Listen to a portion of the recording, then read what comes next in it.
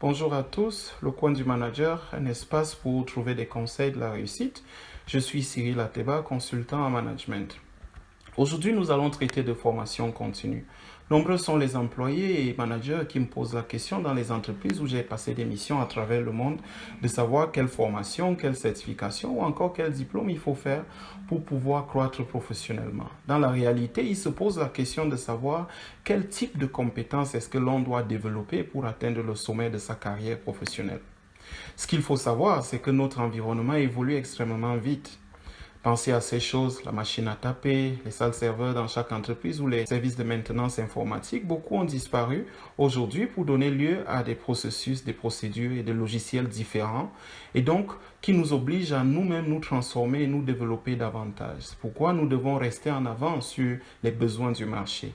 Il y a des compétences qu'il est important d'avoir, celles dites critiques par exemple, notre capacité analytique, notre capacité à communiquer ou encore notre quotient émotionnel.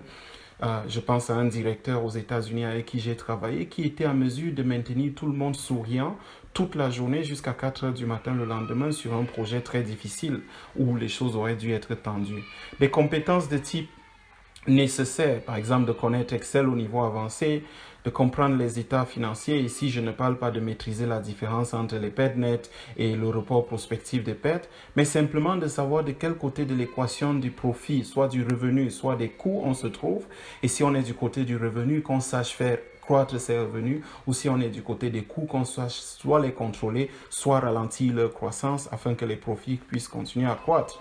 Et également de maîtriser les techniques de vente. Il y a également des compétences dites futuristes, par exemple le design ou la programmation. Par exemple, je travaille aujourd'hui chez Amazon où je gère des programmes et à cause des milliards et des milliards de données que nous utilisons, il est pratiquement impossible d'utiliser Excel pour analyser des données. Vous êtes donc obligé de manipuler des données avec SQL.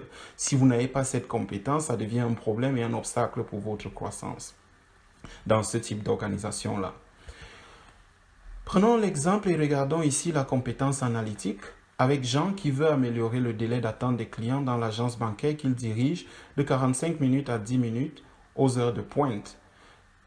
La compétence analytique, nous la définissons comme la capacité à décomposer un problème complexe en parties simplifiées, faciles à analyser. Jean va collecter des données au sujet du délai d'attente des clients et il se rend compte qu'entre 11h et 13h, le délai d'attente passe jusqu'à 45 minutes parce qu'il y a un flux très élevé de clients qui rentrent mais pendant que les caisses ne sont pas nécessairement toutes en service.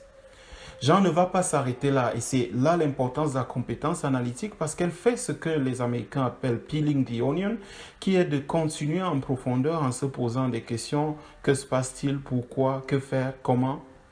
Jean va regarder d'autres données et il veut savoir qu'est-ce que les clients viennent faire en agence. Il se rend compte qu'entre 11h et 13h justement, les clients viennent principalement pour le retrait de sommes moyennes et qu'à ce même moment, les distributeurs automatiques des billets ne sont pas forcément approvisionnés.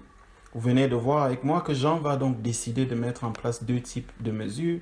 Par exemple, de proposer que les pauses des caissiers soient alignées de manière à correspondre avec le flux intense de clients qui arrivent aux heures de pause, ou encore d'instaurer un mécanisme de suivi des distributeurs automatiques afin que le remplissage soit fréquent et qu'il minimise les interruptions.